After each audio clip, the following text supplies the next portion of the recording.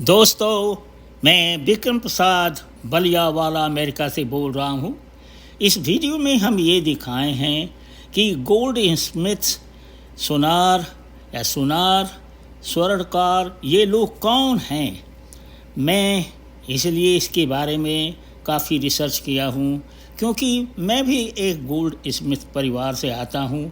मेरे घर में भी जो मेरे रिलेटिव्स लोग थे वो जो है ये गोल्ड स्मिथी का काम करते थे और बाद में चल करके जो सर्राफी का काम या ज्वेलरी का शॉप खोल करके कोई सर्राफ हो गया, कोई जो स्टोन का काम करते थे वो जौहरी हो गए।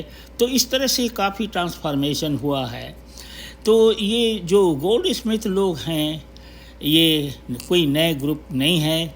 ये जो है महाभारत रामायण से भी पहले की बात है, हज़ारों हज़ार साल पहले की बात है। जिस वक्त राजा महाराजा थे उनके भी ज्वेलरी जो थे ये गोल्ड स्मिथ लोग ही बनाते थे। तो सवाल ये है कि क्या गोल्ड स्मिथ लोग सोना इकट्ठा करते थे ज़मीन में से? तो नहीं, ये नहीं है। ये जो है सोने का जो आता था, नगेट कहिए, टुकड़ा कहिए, उससे ये काम करते थे। तो जैसे ये एक किस्म के आर्टिजन हैं, एक किस्म के कारीगर हैं, ये बड़े लबर हैं। और इनको लेडीज़ के बारे में जो ज्वेलरी ये बनाते हैं बड़े प्यार से बनाते हैं, बड़े मेहनत से बनाते हैं। तो ये देखने लायक है इस वीडियो में कि इनके जो टूल्स हैं वही टूल्स अमेरिका में भी सुनारों के पास मैंने देखा है और इजिप्ट में भी हमने देखा है। गोल्ड स्मिथ के जो टूल्स हैं तो बड़े ये कॉमन टूल्स हैं। और पॉसिबली जो इजिप्ट से होते हुए या अफ्रीका से होते हुए यूरोप आया और यूरोप से हो करके जो है अफ़गानिस्तान आया, और जो भी हो ये मुझे पूरी हिस्ट्री पता नहीं है। लेकिन ये लोग आर्टिजन हैं, जैसे कि या कारीगर कहिए, जैसे कि ये है लोहार हैं, बढ़ई हैं और पत्थर चट हैं। तो इनको कहा जाता है विश्वकर्मा ग्रुप। कहीं कहीं कहा गया है कि विश्वकर्मा जात का नाम है। नहीं, ये जात का नाम नहीं है, ये ग्रुप का नाम है विश्वकर्मा। और विश्वकर्मा एक भगवान हैं जो माने जाते हैं और ये आर्टिजन लोग करते हैं। लेकिन सुनार लोग निहाय और हथौड़ा की पूजा करते हैं मेनली, और जगहों में भी। देखिए यहाँ टूल्स इनको यहाँ दिखा रहे हैं। तो ऐसे 50 टूल्स होते हैं।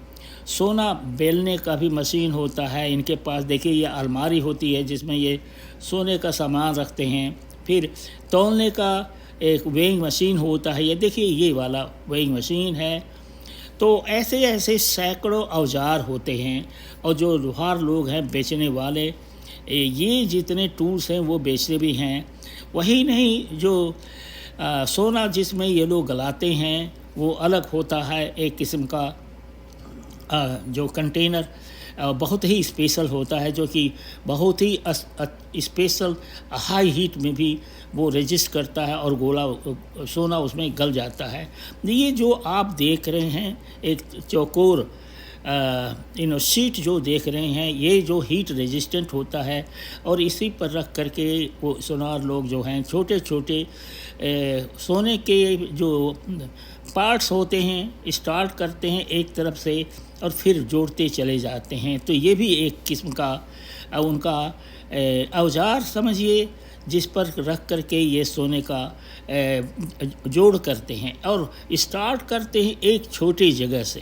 मान लीजिए ये है, जैसे बीच में वाला पहले हुआ, फिर उसके किनारे किनारे ये बनता है।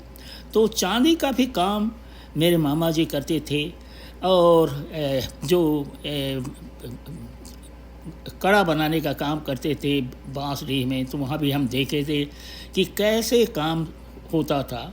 जो सुनार लोग हैं केवल सोने के ही काम नहीं करते, वो चांदी के भी काम करते हैं। पहले थाली बनाते थे और भी सोने के जो हैं पायल वगैरह बनाने का काम होता है। तो सेम काम सेम सुनार लोग नहीं करते हैं। ये लोग बड़े स्पेशलाइज्ड हैं और इनकी ट्रेनिंग बचपन से होती है। 8 साल 10 साल जब छोटे रहते हैं 6 साल 8 साल 10 साल के तभी ये लोग शुरू करते हैं। देखिए ये कैसे ये मेंड कर रहे हैं, जोड़ रहे हैं पार्ट बाय पार्ट। ये अमेजिंग काम होता है गोल्ड स्मिथ्स का, जो ये कारीगर हैं। मैं इनकी बहुत तारीफ़ करता हूँ। मैंने देखा है बचपन से अपने परिवार में जो रिलेटिव लोग करते थे, कैसे वो नोज़ पिन बनाते थे और नोज़ पिन के बाद में और ज्वेलरी बनाने लगे, ईयरिंग हुआ और काफ़ी दूसरी ज्वेलरी सोने की बनाने लगे। जैसे मानी भैया थे, मानी भैया चाचा जी के लड़के थे जो कि बनाते थे। बाद में ऐसा हुआ है कि सोनार लोग, कुछ लोग लड़के लोग वो काम छोड़ करके घुस गए हैं और बिजनेस में, जैसे कपड़े का बिजनेस हुआ, रेडीमेड का हुआ।